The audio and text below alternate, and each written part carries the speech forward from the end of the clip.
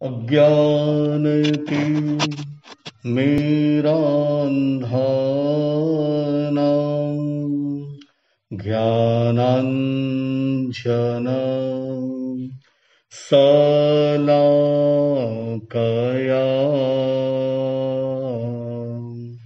नेत्रमन्मीलितं येन तस्मै श्री गुरवे नमः। तस्मै श्री गुरवे नमः।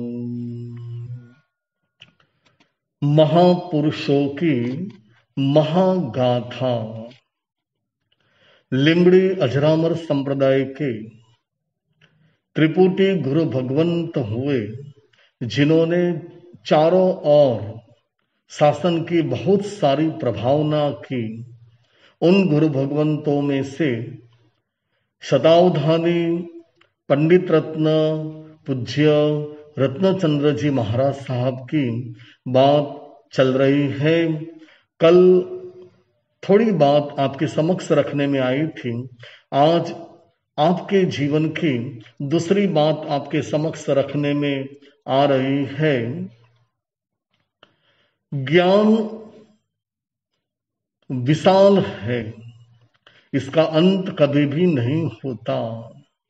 उसी तरह रत्नचंद्र जी स्वामी ने जो ज्ञान की साधना की थी और उसके ज्ञान के प्रभाव से उनका मन जो चंचल था वो स्थिर हो गया, यानी कि मन में से चंचलपना दूर हो गया और उसी से वे अवधान प्रयोग में आगे बढ़ रहे थे। तो उसी तरह एक बार दिल्ली में जाहिर में अवधान प्रयोग किए गए और हर ज्ञाति के लोग इसमें आते हैं। जितने अवधान करने हो उतने लोग को प्रश्न पूछते हैं।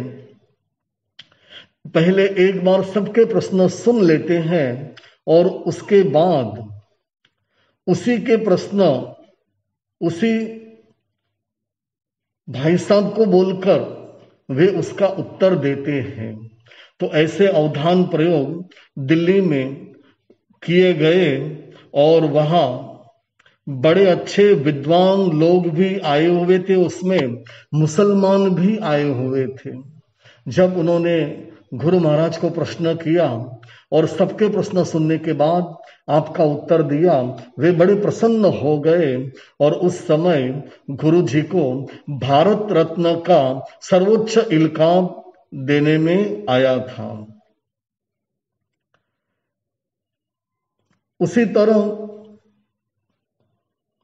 पंजाब में जब गुरु महाराज विचरण कर रहे थे तब होशियारपुर में अवधान प्रयोग किया गया और उसी समय गुरु महाराज ने जो अवधान प्रयोग किए उसमें आपको विद्याभूषण की उपाधि दी गई। पंचकुला में गुरु महाराज पधारे और वहां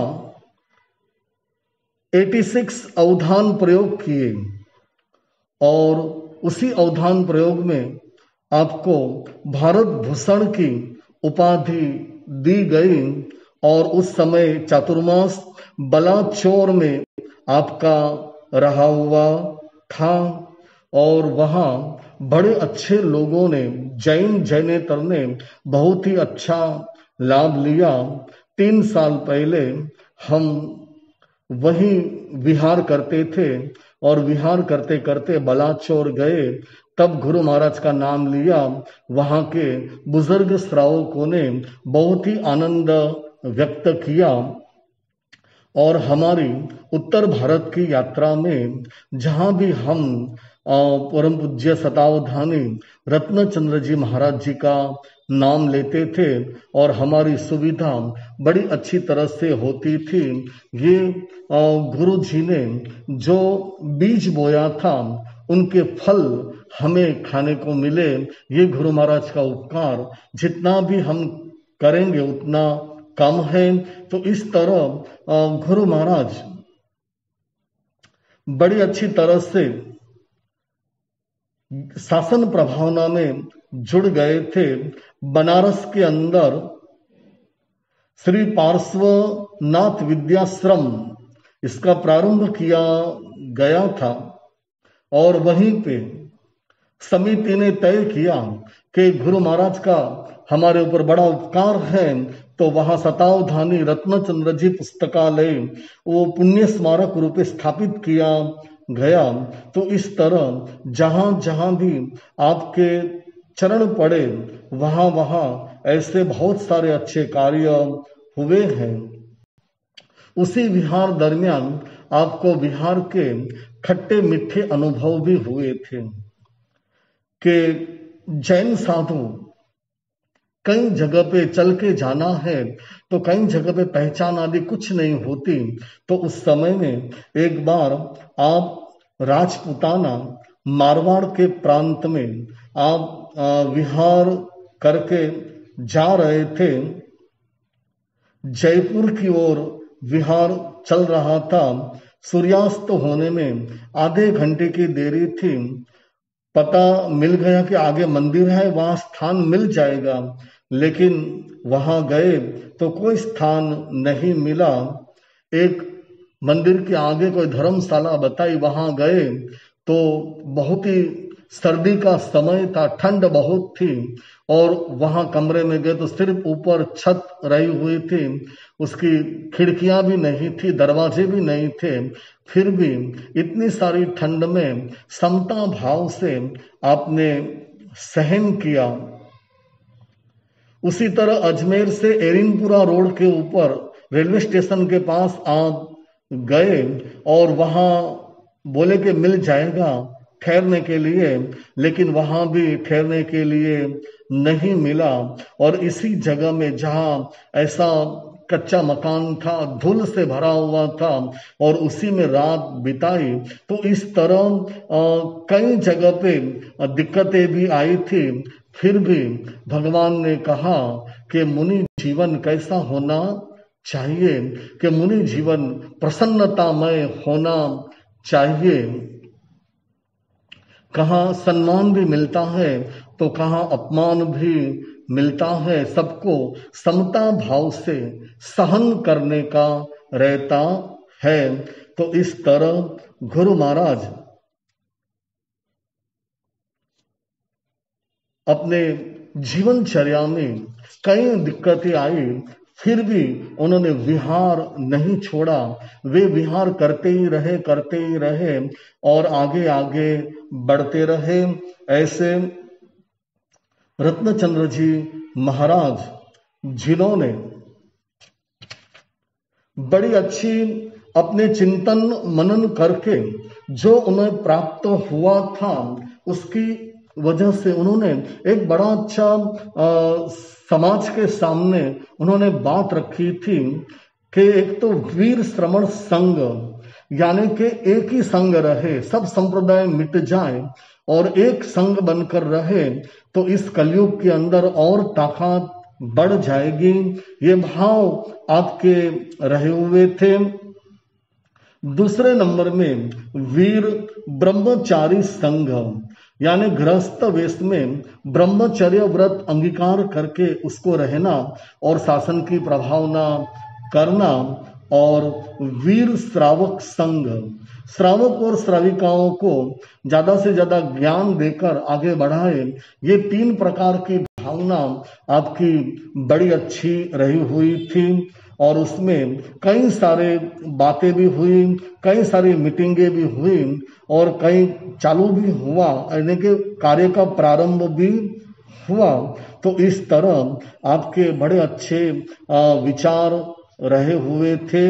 आप जो ज्ञान आपने प्राप्त किया था वो ज्ञान आपको पढ़ाने वाले पंडित जी भी कितने प्रकांड विद्वान थे कि आपको ये ज्ञान उन्हीं के पास से मिला।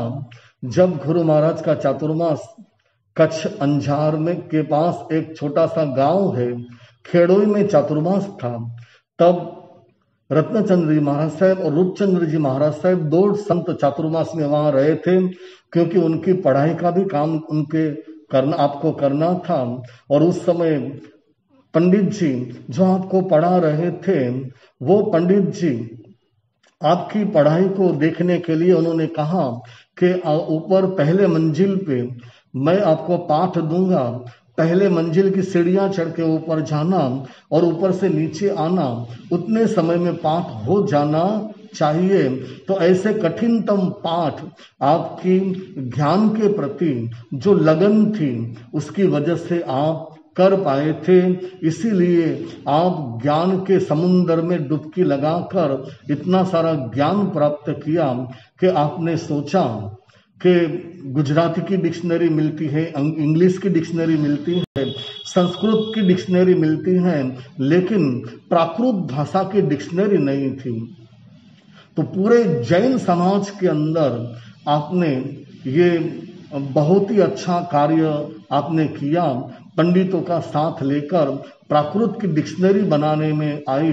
6 वॉल्यूम में ये डिक्शनरी तैयार हुई और सब आगम ज्ञान के लिए या दूसरे भी ज्ञान के लिए आपने डिक्शनरी का बड़ा ही अच्छा कार्य किया कि जो अगर ज्ञान समझ ना पाए तो डिक्शनरी के शब्दों को देखे तो उससे भी पता चल जाता है।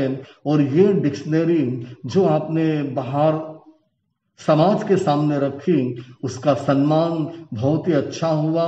उसमें भी जापान जैसे देशों ने तो वहां अपने सरकार से ओर से इसको वापस छपवाने में आई और वहां की यूनिवर्सिटी में भी इसको पाठ्यक्रम के रूप में भी लिया गया। ऐसी बड़ी अच्छी सेवा जिन शासन के अंदर अगर ये सेवा का प्रारब्ध, ये सेवा का लाभ अगर मिला हो तो वो हमारे शतावधानी रत्नचंद्र जी महाराज जी हैं कि आपको जिन शासन की सेवा करने का बड़ा ही अच्छा मौका आपको मिला है। आपने जो ज्ञान प्राप्त किया था उसी ज्ञान का जो आपने इस्तेमाल किया, उसी स्वरूप से आपने भावना शतक नाम के ग्रंथ की रचना की कि जिसके अंदर 12 भावना की बहुत ही अच्छी बात बताई है। और ये जो नव दीक्षित मुनिराज रहे हुए हैं उनको प्रवचन देने में बहुत ही उपयोगी और काम आने वाली ये बात इसमें रही हुई है। उसी तरह कर्तव्य कौमुदी यानी कि गृहस्थ के लिए क्या कर्तव्य रहे हुए हैं, तो इस कर्तव्य के भी बारे में बहुत ही अच्छी बात आपने बताई है। इस तरह बहुत सारे पुस्तक की रचना आपने की है, व्याकरणों की भी रचना आपने की है और कई रचना आपकी उपलब्ध नहीं है और कई उपलब्ध भी नहीं हो पाई है। तो इस तरह हमारे गुरु महाराज बड़े ही चारित्र के हिमायती रहे हुए थे, यानी कि चारित्र पालन में भी आप बड़े मजबूत से रहे हुए थे। कहीं भी ढिलास को आप सहन नहीं कर पा रहे थे, क्योंकि चारित्र है तो सब कुछ है और चारित्र नहीं तो कुछ भी नहीं है, ऐसा आपका मानना था। और इसी कारण साधु साध्वी श्रावक श्राविकाओं में बड़ा ही अच्छा चारित्र के प्रति लगाव रहा हुआ था। ऐसे रत्नचंद्र जी महाराज अपने जीवन की अंतिम घड़ी में भी आप समता समाधि भाव से आगे बढ़ रहे थे और आप अपने जीवन में बहुत ही अच्छा जो लाभ आपने दिया था और उसी के कारण अंतिम समय में आपकी समाधि भाव, समता भाव इतनी बड़ी अच्छी रही कि आप ये आत्मा ये नश्वर शरीर को छोड़ दिया। तारीख 14/5/41 वैशाख विद चौथ को आपने अपने शरीर का जो त्याग किया और उसी के कारण आप 16/5/41 को अंतिम श्वास आपने लिया और इस शरीर को त्याग करके दिव्य गमन की ओर आप निकल पड़े। तो ऐसे सतावधानी महाराज आपका जीवन बड़ा ही अनूठा रहा हुआ है। बहुत सारे कार्य आपके जीवन में आपने आज से कम 100 साल पहले ये कार्य आपने किए हैं कि जब विज्ञान की टेक्नोलॉजी का आविष्कार भी नहीं था, उसी समय में भी इतना अच्छा काम आपने किया है। ऐसे हमारे सतावधानी महाराज जी आपको जितने भी धन्यवाद दे, इतने धन्यवाद आपके लिए कम है। तो आपका ज्ञान हम सब में आए और ज्ञान के मार्ग पे हम सब आगे बढ़े, यही मंगल शुभकामना करते हैं। आज भी घाटकोपर में रत्न चिंतामणि स्कूल रही हुई है, जहाँ हजारों बालकों ये लाभ ले रहे हैं। तो ऐसे रत्नचंद जी महाराज साहब आपको कोटि कोटि वंदन।